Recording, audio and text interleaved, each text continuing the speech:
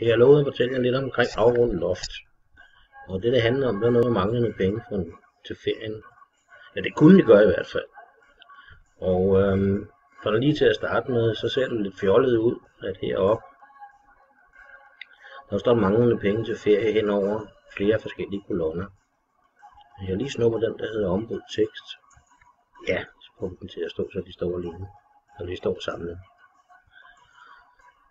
De penge, vi kunne mangle til denne her tur, det var jo omkring 5.000 kroner. Så dem taster vi lige ind. Og 5.000 der, det kunne vi være pænt, hvis der stod nogle kroner. Så hvis vi lige formaterer skidtet op, ja, det gør vi heroppe. Og så kan vi lige sætte kroner på. Så står det faktisk minus.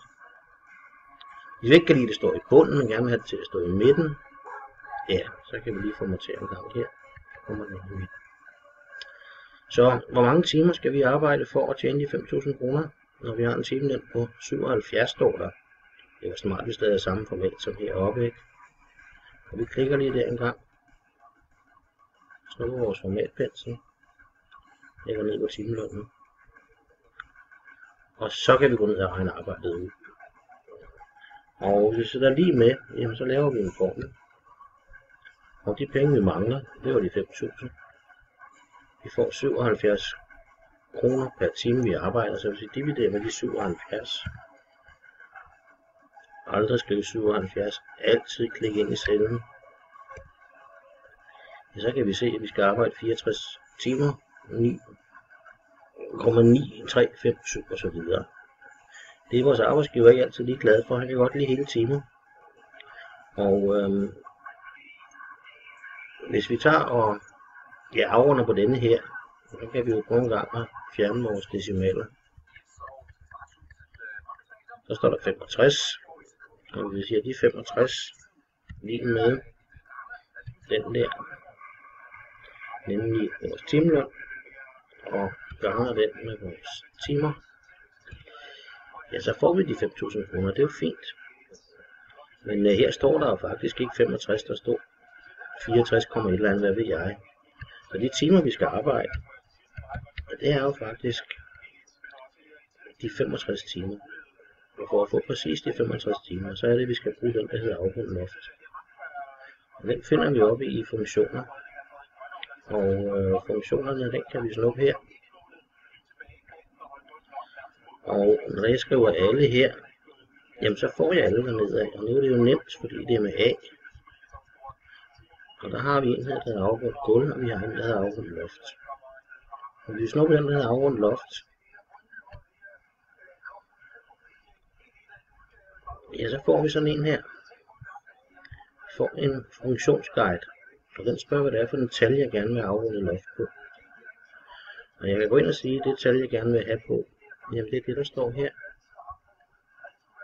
Nemlig de 64,5, lige derudad.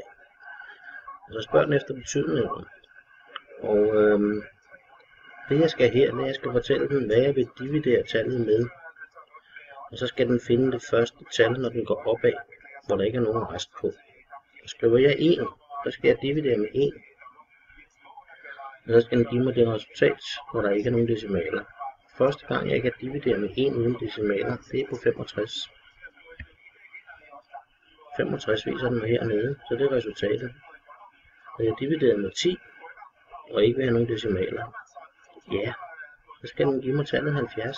Fordi 70 er det første tal, jeg kan dividere med 10 uden decimaler. Så jeg prøver lige med 10. Den kom sørme med 70. Men det jeg ville, det var 1. Så den kommer med 65, så det er det samme, der står der og der. Men prøver vi at kigge på resultatet herude. Og vi siger, den der siger timelønnen. Og ganger timelønnen med antallet af timer. Ja, så får vi lige pludselig en 5 ekstra hernede. Og det er jo fordi, at det er decimaler, der faktisk står heroppe. Og vi sætter decimalerne på igen. Det er jo faktisk fjernet hernede. Så hvis vi prøver en gang at kigge og siger, at de penge vi manglede heroppe, det var 4.500. Ja, så står den på 58,4 nu. Og så får vi de 4.500. Når bevægelsen skal runde op, så går den i 59. Så får vi 43 kroner i overskud til en lille pakke smøger.